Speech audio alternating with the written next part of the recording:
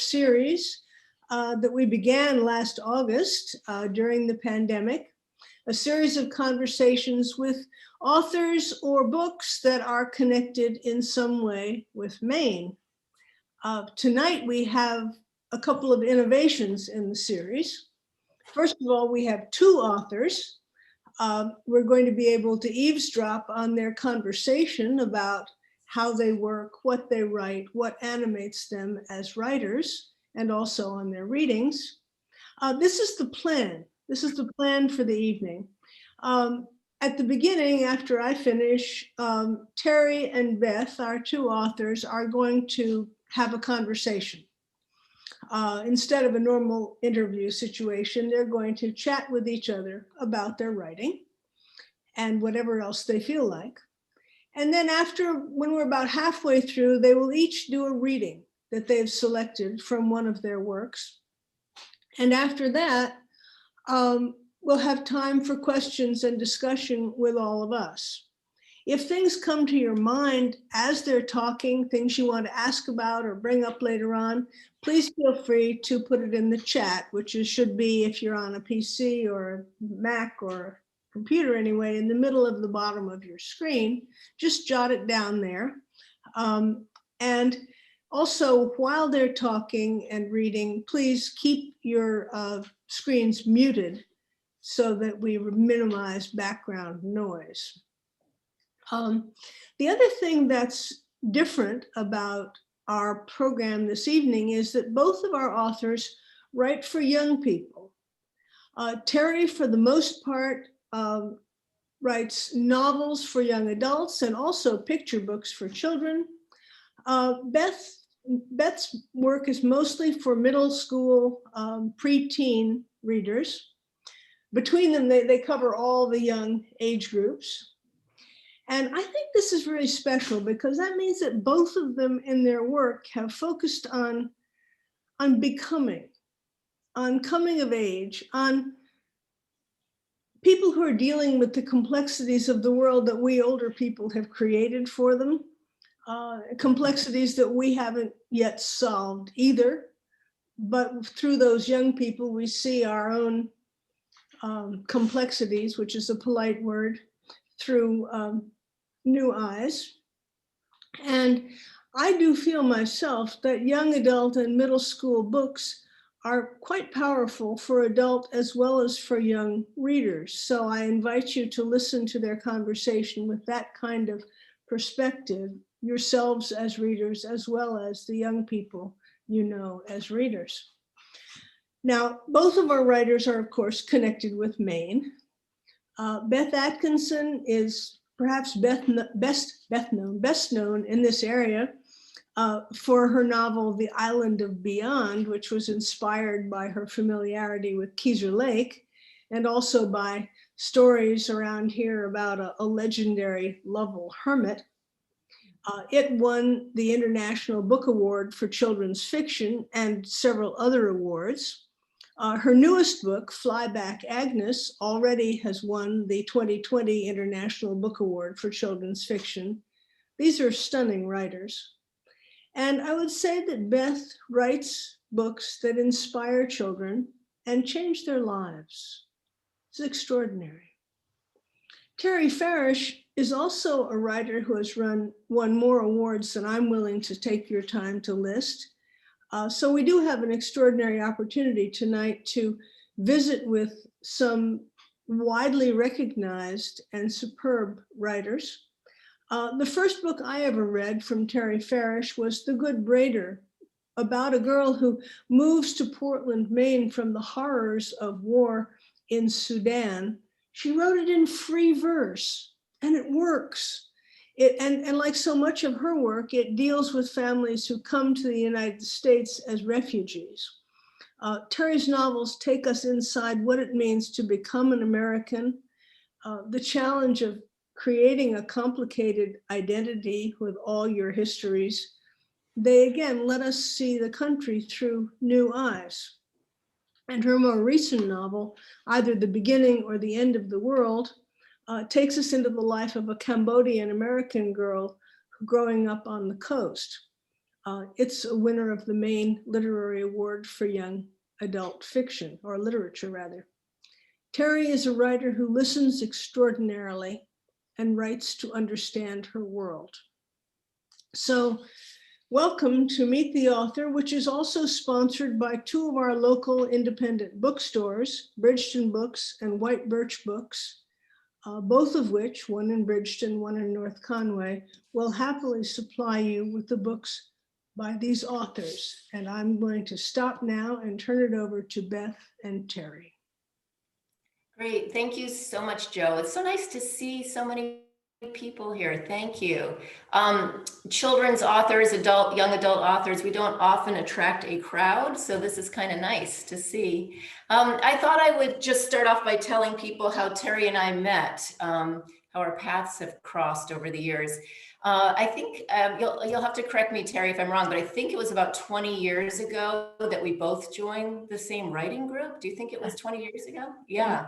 That's amazing, but it was. Yeah, so we both signed up, showed up at this writing group, and the way writing groups work, you usually submit the work ahead of time to the other members, so when you meet, you can give feedback.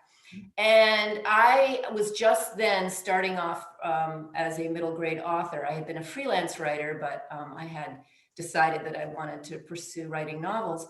And I joined this group, and I remember receiving the packet, and I think it probably was hard copies, my guess. I don't think it was by email. I think somehow we got hard copies.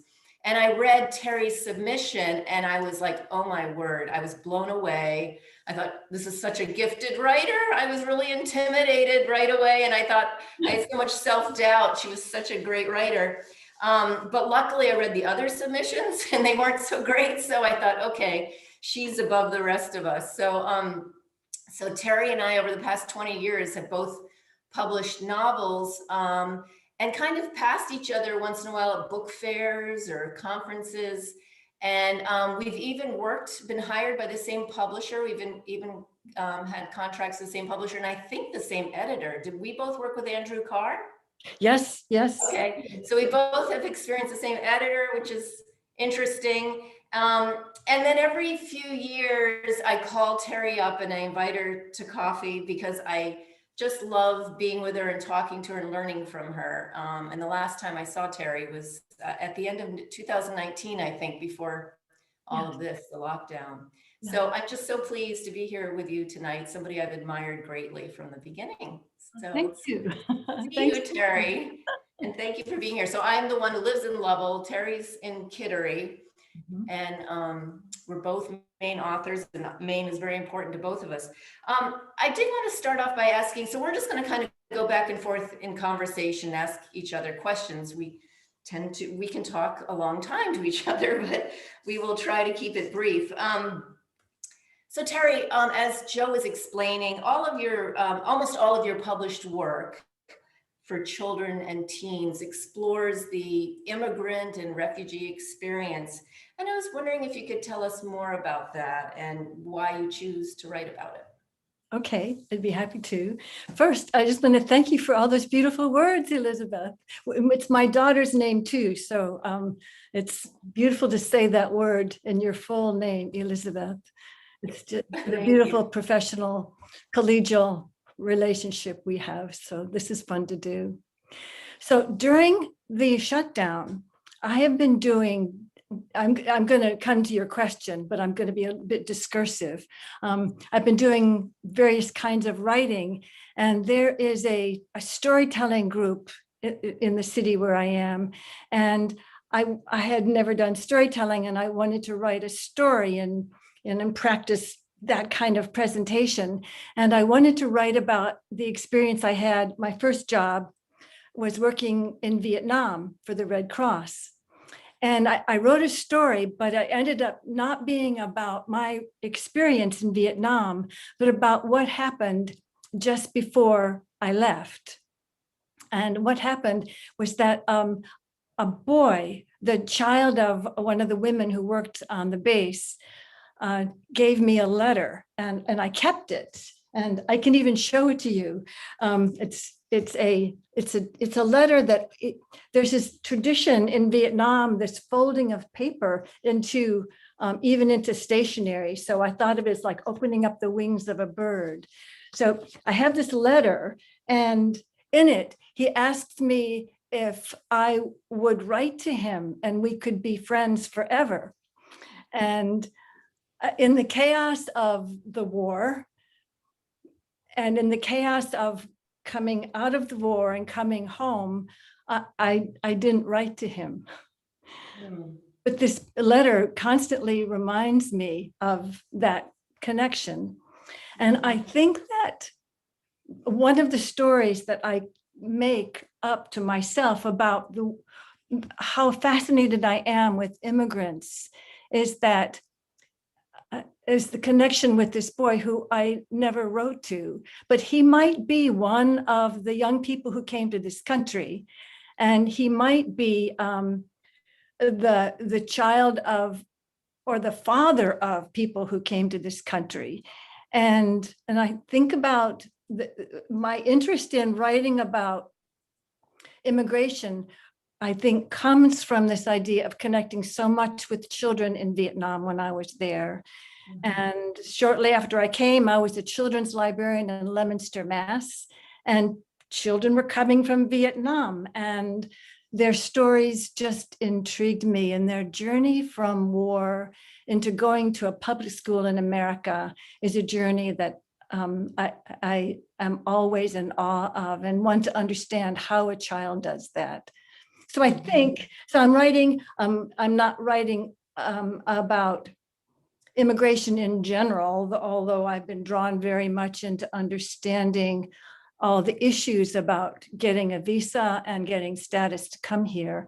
But it's a lot about the impact of war on children and families that has drawn me to write about it. Right, right. Wonderful. Well, your work is just wonderful. And, you know, the way you express it is just so beautiful. And, you know, and I know you do a lot of research. We both do a lot of research and talk to a lot of people because you have to understand. Yeah. Yeah. Yeah.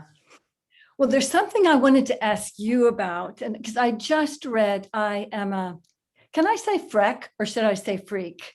Whatever you want to say. People say anything. So I know that's part of the fun of that name. This is Elizabeth's first book, I believe, your first. That's my second. I had one before it, but Okay. yes, Okay. this one, I Am a Freak. I Am a Freak. Yep.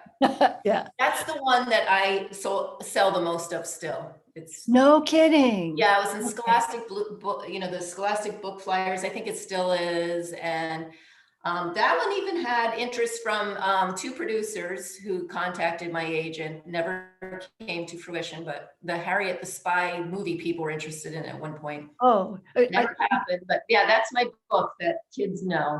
I can see it as a movie. I can. But it's very much about being someone who is socially uncomfortable. There's an awkwardness in Emma. But I think what's so interesting about it and why children can respond to it is that she talks about it in such a way that she is finding a twist to it that to help her cope. Like she makes lists. She says, yes. One of these is, oh, I got my list. She's 10 things to do if everybody rejects me at the party. And so various ways that you can talk to yourself. So it's kind of like she's got real problems, but she can hold them in such a way. And I think this is what adults can learn from. There's a saying in AA about try to wear life like a loose overcoat. And with all of her problems, Emma has still got the capacity to wear this as a loose overcoat. Right. I just love the book, but I wanted to ask you this question about it. Yes.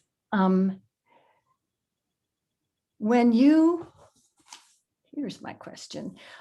You often take your children out of their homes and you send them away from home. You send them, perhaps with someone who might be a parent, but it's not the parent that they normally live with.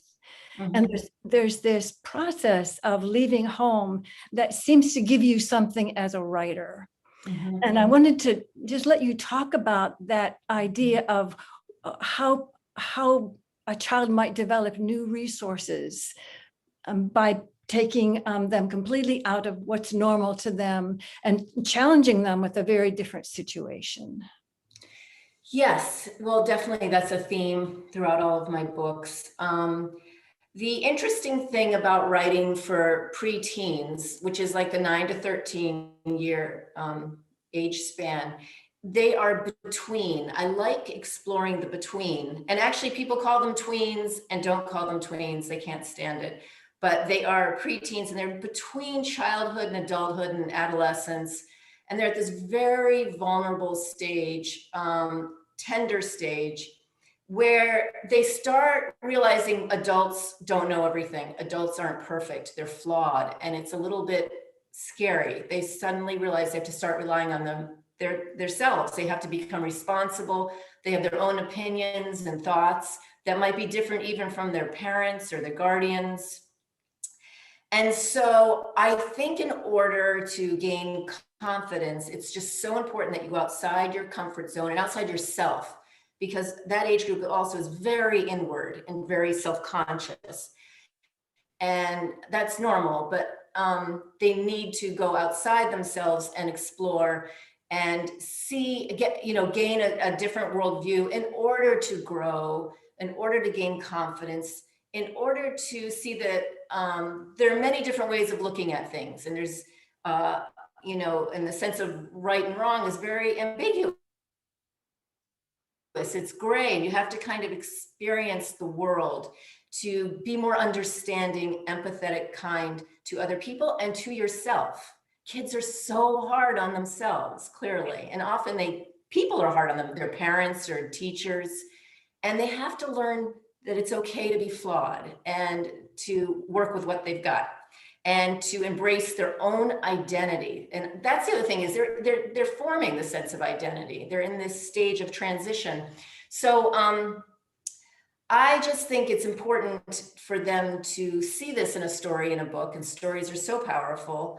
When someone leaves their situation, their comfort zone, sometimes that helps to heal a lot of problems in their life, to see themselves more clearly, to see their problems or their parents or their situation more clearly. What really profoundly affected me is when I was 16, I went to Brazil for the summer as an AFS student. And I did it very naively. I didn't know anything about it. My host family did not speak English and I did not speak Portuguese. I was with a very strict family where I had to always be with one of the men in the family to be outside of the house. This was mind-blowing to me from somebody who grew up in Harvard, Massachusetts, in a very liberal family and very feminist mother. And I learned to love this family with my whole heart. In fact, we're all Facebook friends 40 years later. But it just changed my worldview so tremendously and just gave me a sense of confidence that I could go anywhere, do anything, learn anything, and not be so self-conscious about myself, be a little outward. And I think this is what these books and stories do for kids. It opens a door so that they can go through the door and see that there are ways to feel more hopeful and also just to explore those journeys to another character. And I get letters from kids, I hear from kids who say that happened to me, or that's what it's like for me. And I love that. And it's just essential that they learn to start solving their own problems, that adults don't do it for them. And so that's why they kind of move away from the adults, kind of symbolically, but also physically in the book. Yeah. And I think, Terry, that connects a little bit to what you do as well with the immigrant experience, and refugees are traumatized and have to somehow also, change their worldview or open it up to something new. You do that so beautifully in either the beginning or the end of the world. Now your protagonist is Sophie. Yes. I wasn't sure because her mother says it a little differently. Her mother from Cambodia says it a little differently, Sophie. It's interesting because we both talk about names, and for children, it's extremely important with their sense of identity, their name, their last name, their first name. But, you know, I think in that book, you just do it so beautifully. You just show the intersection that Sophie goes through in her American life versus her Cambodian culture that she comes from, and her American dad, who's a fisherman, and her mom's family, and they came over as refugees. Do you feel like there's also some kind of having to get outside yourself when you write your Yes, characters? I do. And of course, that's the, when people talk about in the industry about writing for a middle grade novel or a young adult novel, or even a picture book, your protagonist is always the problem solver, at least in the Western culture. That's how we write Yes. children's books.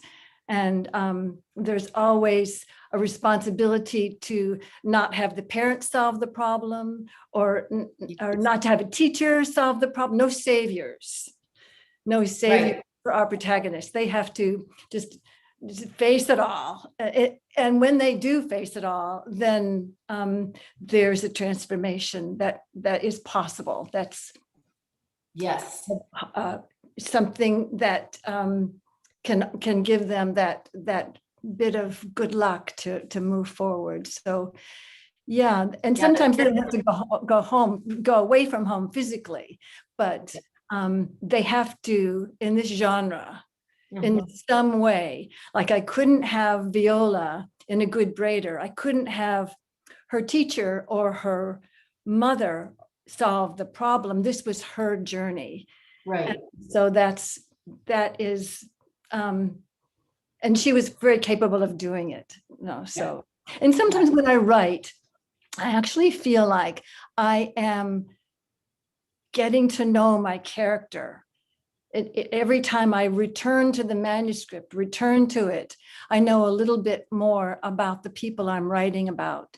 And that is the most fun, when you see them empowered in some way that they did themselves. It feels like somehow they did it themselves, Right. in a way that I don't feel empowered at all. So when I create a character who has the stamina and the strength, I'm very much in awe of them, and they can solve their own problems. That's right. That's right. I actually wanted to ask you that, like, where you start in a book, when you start it. For me, I start with setting, because I'm moving into this place for the next 2 years. So I have to like where I'm going to be living in my head. And I really just, I start with a map, and I tell kids I draw a giant map, and I just kind of create this world where I'm going to live, and I have to kind of enter it every time. Where do you, and so the characters come secondary for me. It's this, where are we going to live? Where are we moving to? And so what about you? Yeah. Where do you start when you're starting a book? I've been thinking about that question, which is a wonderful question. I would say that each book is slightly different, but I do like to listen, like Joe said. I love to hear people's stories. And when my daughter was 4 years old, my family moved to England, and we lived in this small village in Oxfordshire. And our neighbor was an old timer, and he loved to tell gossip about the village. And people who were there even before we moved there, we knew everything about everybody in that village from my neighbor. But he told me a story, and my daughter, and I was fascinated by it, because we love cats, and my daughter in particular loves cats. And it was a story that I kept a journal. Their journals journals are where I get so many fragments that become something much bigger. But I had a fragment in there about a cat in the village. And it spiraled out into my first picture book, which was called The Cat Who Liked Potato Soup. Right. So that was a hand-me-down tale. And so that's the way I get some stories. So I got hand-me-downs, but I changed them as I need to. And it became one that was illustrated by Barry Root, and I moved it to Texas. And I dedicated it to Jimmy, our friend in the village, who passed the story on to me. And just a fragment of his story about a man who loved his cat so much, he thought the cat was in pain. And when the cat got very old, he could not bear the pain she was in. So in the tradition of old timers, he took her down to the river in a sack of stones, and he threw her into the river so that she would not suffer. And when he got home, the cat was sitting on his front stoop. That it was not, the cat did not die. And I don't know if this was hyperbole, but I loved it. And I could not let go of that fragment that the cat was on his stoop when he got home. Right. Now, that's one way I get a story, by listening to tales. But when I was working in Portland, it was 2000, and a lot of people were just coming for the first time into Portland, having left refugee camps or gotten status from the UN, from Sudan, which was still at war in that time. And I was there, and these people were coming. And it was kind of like, this story is all in the world that I need to do with my life, to hear these stories and to try to tell this experience of a teenager coming to live in the US after being in war in Sudan. And that wasn't even a choice. Everything was non-existent in my life. That's what I needed to focus on, and I needed to tell that story. So it began with the political situation, it began with the news and my physical placement in Portland to see it happening. Wow, Yeah. that's amazing. You mentioned fragments of stories. We talked about this too. You and I mentioned you write like Elizabeth Strout. You write down fragments of stories and put them away and keep them like little paragraphs or phrases or ideas, and you piece it together a little bit. Well, that's kind of how you like to write. You said I do keep fragments of stories. If I'm walking in the woods and I hear someone talking to their dog in some very endearing, beautiful way, or if I'm in the drugstore and I hear a mother and a daughter, I hear fragments of conversation that intrigue me deeply. And if I didn't keep a journal, I wouldn't have these. But it's kind of like I collect fragments, not knowing how I'll use them. Or if I'm in the middle of writing a novel, they become, I could deepen the character with this kind of dialogue that I'm hearing from a teenager that I happen to overhear in a store. So it's like gathering gems just to live in the world, just to walk in the woods. I mean, the trees are enough to awe you, but to also collect dialogue or in the grocery store, wherever you happen to be. But now what I do that you told me that Elizabeth Strout does, I just think she is magnificent in a way a story unfolds, that people who, I know her characters, they are my family. I know them so well. Right. Yes, she is extraordinary. We both were talking about that. Yeah. This novel that I'm just writing now, what I did is something that I think you said Elizabeth did. I have a note card for scenes and chapters, like 100. And I put them all out on this. I have a big table, and I put them all out. And then I'm looking at the order of things, and without too much rewriting yet, I can shuffle the cards around and look at how the scenes are playing out with the tension in a different scene. And you can just look at it physically, and you can direct it, kind of like, this is the music, and I can direct it by the movement of the card. Yeah. I actually have wanted to start trying that. I was starting to write on cards, and I want to try that way of writing.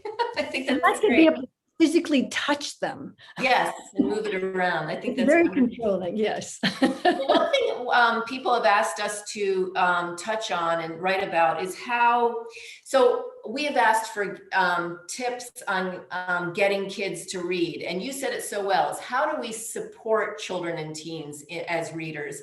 And I was actually asked to write an article about this last year. I did for a online magazine. And I said, you don't get kids to read. You don't make them read, you encourage them to read. You make it possible, you make it pleasurable, but you don't push it, you don't force it.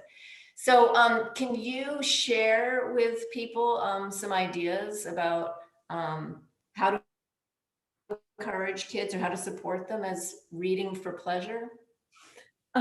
Because we know they have to read at school for work. And a lot of parents are worried their kids don't read anymore. They don't have time to read or don't want to read. Have you had any thoughts about that? Well, I do. I think that loving to read almost has more to do with your mother or father and their pleasure in reading. And you probably wrote about this, Elizabeth. Yes. But there was this hysterical YouTube that was going around. Maybe you saw it, but it was set in Scotland, and it was a grandmother, and she was reading a book to a little boy. He was sitting on her lap, and the grandmother read a couple pages, and she just started to laugh. Something was just tickling her funny bone, and she read another page, and she was just too funny. It was a silly book, and it tickled her.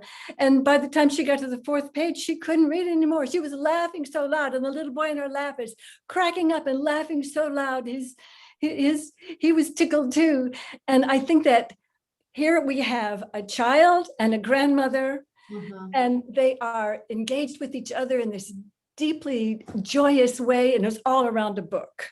Yes, yeah. He's never going to forget what a Right. book can do, and Right. that it was playing on their imaginations. This book that they were holding in their hands. So I do think that so much of reading is being with someone that you love, and they love the book, and Right. you just absorb that love between two people, and your imaginations are responding to the literature in this way that connects every part of the people and the book and your imagination. So I think that if a child has that experience growing up, and a parent or caregiver who talks to them, they talk to them about reading, about what they see in the story. They talk to them at dinner time. They give them language. They give them a joy of reading. That's going to be a grounding for them. And even if they stop reading when they're in middle school, they will probably come back to it because they feel competent. And there's this deep love that Exactly. yeah. What do you? Well, I agree. They associate it with a love from their childhood. I completely agree. I feel it's so important not to shame kids into reading, saying, oh, so-and-so reads a lot, why don't you? Don't shame them into it in any way or compare them. I actually am not a fan of summer reading contests at library with volume. How many books can you read? Like it's a sport. Because for me, reading one wonderful book one summer was what I needed for that whole summer. I just savored that one book and it became a friend.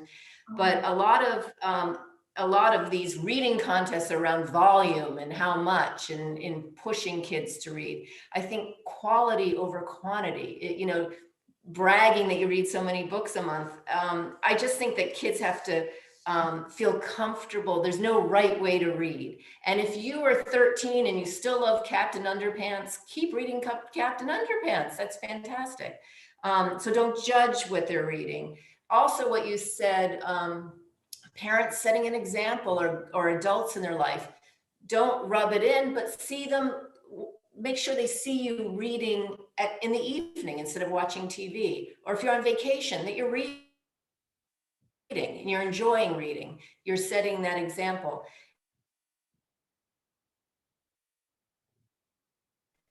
And that kids are super busy, so they may not have the chance in the downtime to read, but that's okay. I definitely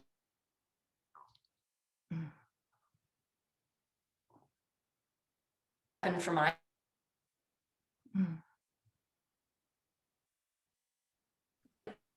Beth, you're freezing a little for some reason. Your Wi-Fi seems to be a little iffy. We're missing a lot of that. Oh, my Wi-Fi? You just froze for a little bit. Oh, so I had everybody, okay. Anyway, we should probably move on. We could talk forever, but we're gonna give our short readings. Can everybody see me now? Yes. Okay, Terry, do you want to give your short reading? Because the hour. My goodness, well, the time has flown. I feel like we just started. So would you like to give your? Sure. You had asked me to read something from either the beginning or the end of the world that shows. We do this. We love to talk. Yeah. Yes. From either the beginning or the end of the world that kind of captures her age. Yes, and, that'd be great. And it was, so I would like to read a small section of this book. And it's a novel about a girl. Her dad is a fisherman. And it's a hard time for fishermen. In this case, it's shrimping season and they've just closed the shrimp industry. So he can't fish anymore. And he's does what a lot of people do. I have a lot of friends that are fishermen. And what he does is that he pulls his boat out and he's going to take it down to Chincoteague in Virginia so he can keep fishing. So that's about to happen. And the character's mother is a Cambodian who is suffering PTSD. And she hasn't been a mother to the girl. She lives with her father, but things are about to change when the father goes to Chincoteague. So I'll read to you this. Early in the morning, I hear my father downstairs. He's on the phone making plans to take the boat to Chincoteague. I am gulping down sobs. Between all the chokes and sobs, I say, if it weren't for the shrimp, you would stay. Let me come. I'll get all the assignments. I'll stay in the motel room. You'll never know I'm there. Dad, please. He won't be able to make out this last. I've been so bad. I'm too young. How could you come? Since when you been on a boat? And your dog, what's your plan? I am bundled in sweat and a blanket. I drag our old rocker to my father's desk. He pats my head. Pilot, the dog, shows the most concern. She does not like humans crying and tries to wriggle long legs and all into my lap. I sob. My father pats. I'll be back in May, not so long. May. Could be sooner. You'll get to know your mom. Jesus. We sit in silence. Are we both thinking about my mother? Dad, I say, how do you get good karma? He is hunched over the computer studying the numbers. How do you get it? Tell me again, I say. Karma's what you make for the future, but how do you make it? I take his bony face and turn him away from the yellow screen in the early morning. All around us is silence. It's how you act. I think of it in how you treat somebody, not needing something back. Your mom's an example. I try to wish her well, always wish her well, have a tender place for her, even though she doesn't have many tender places for herself. He has said this before, and this takes me to a fragment of a memory. Were you there when I was born, I say? Someone told me about that day, a story of a memory of a hospital room.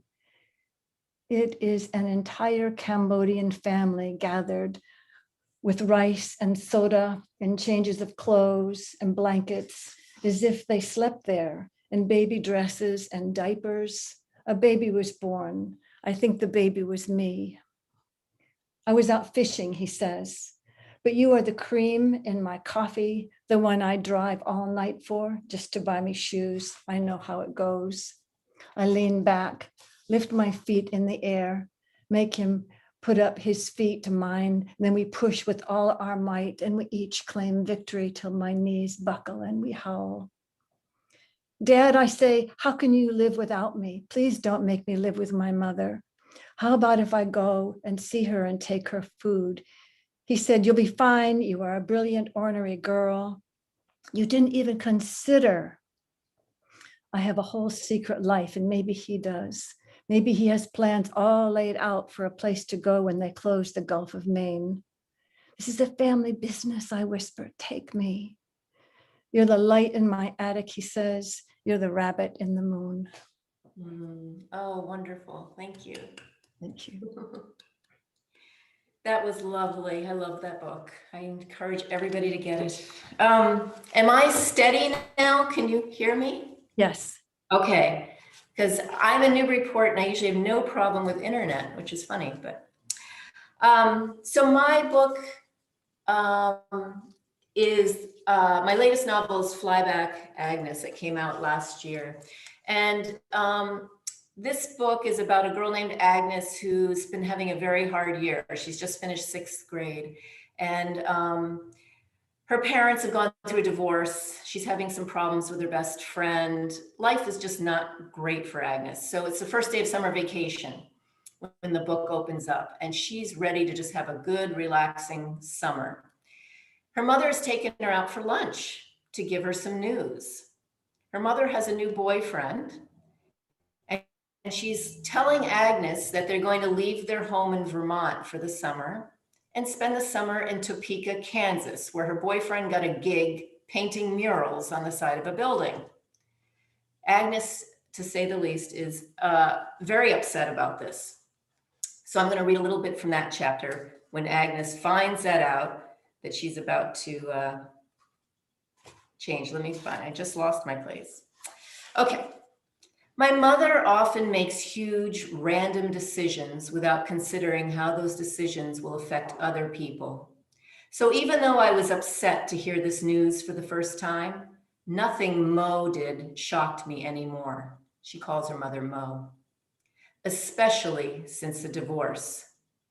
My family fell apart a year ago when Mo and Dad told my sister, Viva, and me that they could no longer live together.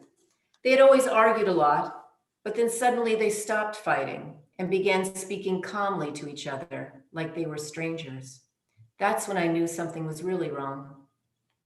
Mo eventually explained that she and my father were simply different peas meant to live in separate pods. You would think 2 adults could figure that out before they got married and had kids. My father, Timothy Moon, is a professional cellist who teaches at Prelude Conservatory, a special college for musicians. Right after my parents told us they were splitting up, Dad and his cello moved into one of the faculty apartments at the school, which is about an hour north in the town of Bittersweet. According to the custody agreement, my sister Viva and I were supposed to stay at Dad's place 2 weekends a month. But then Viva turned 18 and claimed she no longer had to do anything our parents told her to do. A few months later, after her first semester at the State University in Burlington, she quit college to work on a soybean farm, and now none of us see her. So I'm the only one who visits Dad. He doesn't even own a real bed, only a lumpy pull-out couch and a reclining chair that he sleeps in whenever I stay over. And since he doesn't have any cooking facilities, other than a small fridge and a microwave, everything we eat in his apartment is either prepackaged or takeout food. But staying with him is still better than being at home. Almost immediately after my father left us, Mo started dating, which shocked me. I assumed she was chatting it up with customers at Fred's Meds, where she works as a pharmacist, and that maybe one of the elderly widowers had asked her out. But then one day, Mo left her laptop open, and there it was, the profile of a 47-year-old real estate agent and amateur magician, a dating site. Besides being disgusted, I was stunned that she'd actually figured out how to use it. So I'm going to stop there. Agnes does not end up spending the summer in Kansas, but you'll have to find out what happens. So anyway, we're going to open up to some questions. There are a few in the chat, Terry. I don't know if you see that. Moira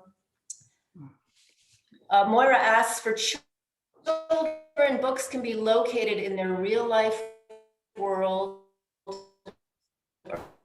or take them out of it and escape to You're breaking up a good deal, Beth. a different time or place or both. Yeah. Oh, okay. Go ahead then, Joe. Sorry, there's something funny about your internet tonight. Moira's asking whether, asking you to talk about books that locate children in their real life world or take them to a different time and place. And can you talk about the pros and cons of the choices between those two kinds of plots, the new world or the familiar world? Do you have thoughts, Elizabeth? Well, it's kind of what we were talking about. Am I still choppy or am I okay? You're good now. So strange. I agree. I wanted to escape my world and, read about other worlds as well. And I do think, as we were talking about before, it's so important for children to explore other worlds, and it's possible through books. What do you think? I think that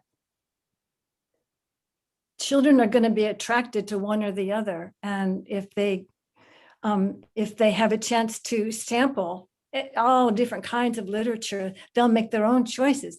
I don't know that there's a value judgment on which is better for a child. I would think that telling stories, like Ursula Le Guin could tell a gorgeous story, and it was just beautiful literature to read her. That could be true about realistic fiction. So it's not about the quality, it's where does the child want to go in their imagination? I don't know. I would hesitate to say one was the best. I wonder what I wish we could talk to the person who asked that question. I've just unmuted myself because the last thing I was trying to suggest was there was a best. I thought there are pluses and minuses to both. My last sentence said the pros and cons of those choices. So I was just curious because I was the child who liked to read about a little, oh, sorry, that's my bloody dog, sorry. About, very bad timing, about a little girl in Roman Britain, Yes. Yes. I think I would love that kind of book. And I know that certainly in YA, the most popular books are fantasy, high fantasy, very much more than realism. I think the market is much larger for the fantasy books. So I think children and teens are making that decision for themselves. And preteens. Am I allowed to follow up? Actually, I've closed the door up to keep the dog. I personally didn't like fantasy, so I think there's maybe three divisions. There's the world the child is actually living in and trying to navigate, and books can really help them do that. There's fantasy, and then there's books that take them to actually a very real world, but it's not the world they live in. It's in a different country or a different time. But it's real, and I knew it was real. It was important to me that it was real. Fantasy wouldn't have been as appealing to me personally. Oh, okay. So you're talking about historical fiction. Well, not necessarily. It could be contemporaneous, but in a country that I didn't live in. Okay. Right? Okay. But real. Okay. Yeah. Yes, definitely. I agree too, Moira, that appealed to me as well, to take me outside of my world. And I'm very curious. I used to be the kid who used to say to my mom all the time, are you sure we're doing this the way everyone else is doing it? Whatever it was. And she would say, well, no, people do everything differently. And I was just so incredibly curious about the way other cultures lived from a very young age. And I was always drawn to that. Another person asked, Sue Cloud asked what a good length for a preteen novel. How many words? Is there a particular chapter length? For preteen, for middle grade, it's usually 50,000 words is about average to 60,000.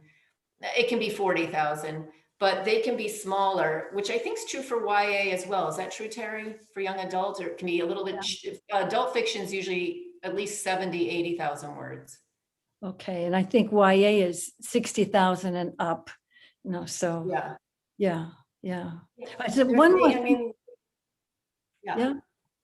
I was going to say there are some guidelines for that when you are writing a book. A little bit, you have to kind of stay in this. Yeah. Were you going to make a comment about the other one? The previous question? There's an organization in Portland you may know about. It's called it's a traveling library, and it's about books from other cultures, and it's about books that are maybe some are about people who come here from other countries, so that children can meet them through stories.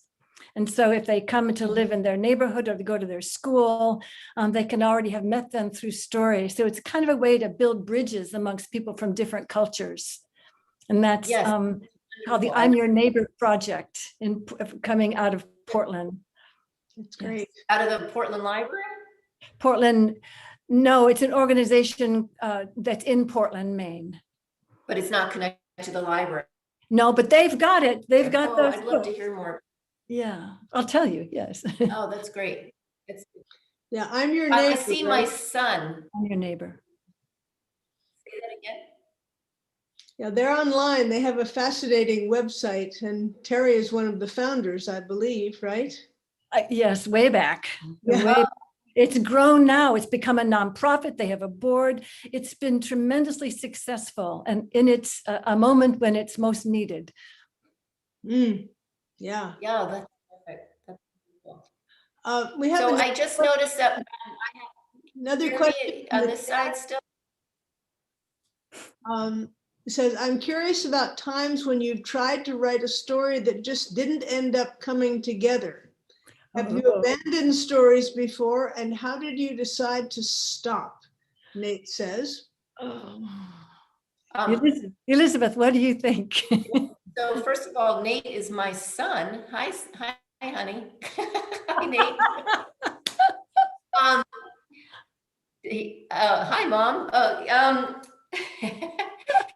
And my son and Nate is a writer. He's a wonderful writer. He's actually a professional writer in his career, and he also writes fiction. Yes, I have abandoned many stories. I've had stories that were never published. I wrote in school and graduate school. And yes, you do have to know when something isn't working. And it's never a waste. It's always part of the process of, don't you agree, Terry, that it's part of learning your craft? And maybe later on you can mine that story, so you can take something from that story later on for another story. Do you agree? Oh, I totally agree. I totally agree. And sometimes I think I do that all the time, where I write a story and it's not working quite right, but I don't ever quite let it go. I just put a new character in there, or in some way the main character transforms. So it becomes it's a different book, but the book that worked would never have existed had I not written the first one that didn't work. Yeah. So I don't think of them ever as abandoning. I'm just constantly rewriting. Yes. Yeah. If anyone else has a question, if you would like to wave your hand or go to reactions and raise your hand electronically, feel free or to unmute and ask a question. I don't want to close anyone out who has had a chance. I did actually want to ask a question to both of you, and maybe starting with Beth, because Terry, you commented on the fact that the protagonist always needs to be the problem solver. I'm curious about what other constraints, and I say that in the positive sense, what other conditions are essential to you as a writer of either middle grade or young adult fiction? What are the conventions that you feel you need to follow? you definitely, your editor, the publisher wants to see growth in the protagonist. So for whatever, the protagonist, excuse me, has to grow and learn and can't be stagnant. It has to be a growing process where something is discovered about themselves, and and they mature as a person, and that's very important when they're looking for a preteen novel. Yeah, I don't know about YA. I would agree with that completely.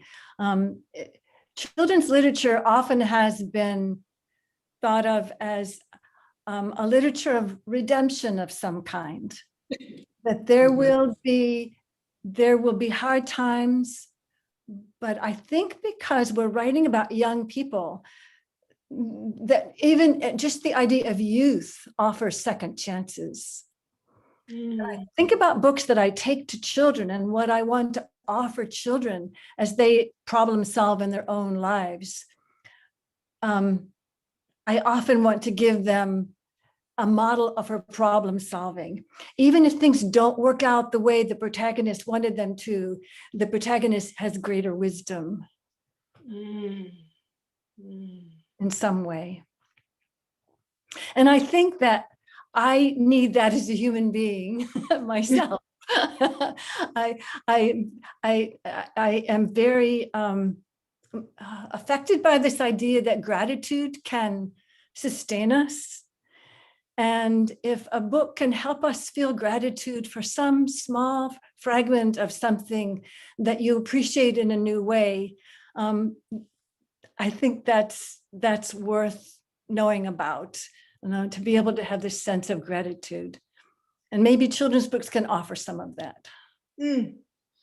That's a lovely closing note. Beth, would you like to say something as we're running out of time? Would you like to say something finally? I think that's a perfect note to close on as well. Terry is very wise, so I agree. It's very true. Well, this has been I think we're probably about 8 o'clock. Pardon? I think we're just about 8 o'clock, so this has been wonderful. Thank you. It's been a wonderful conversation, and I want to thank both of you for taking us into places of growth and places we can understand. I hope that our audience will come back next month. Our next Meet the Author is present with us, Jim Nichols, who are you in Maine right now, Jim, or are you in New Mexico? I'm in Santa Fe. Okay, we're not going to pay attention to that right now. We're having mud season. But Jim is a Mainer of many generations, a novelist, and he wrote a novel in stories, which I am excited to read, called Closer All the Time, which won the 2016 Maine Literary Award for Fiction. And he has a new novel, Blue Summer, which has just come out this past fall. And I believe he's going to be talking about that and reading from it. And that is going to be on Thursday, April 29th. Please join us at 7 o'clock. And Terry and Beth, thank you so much for a wonderful evening. No, thank you so much for inviting me to do this. Thank you, Elizabeth. Thank you so much. Thank you, Beth and Terry. You're welcome. It was Thank terrific. you,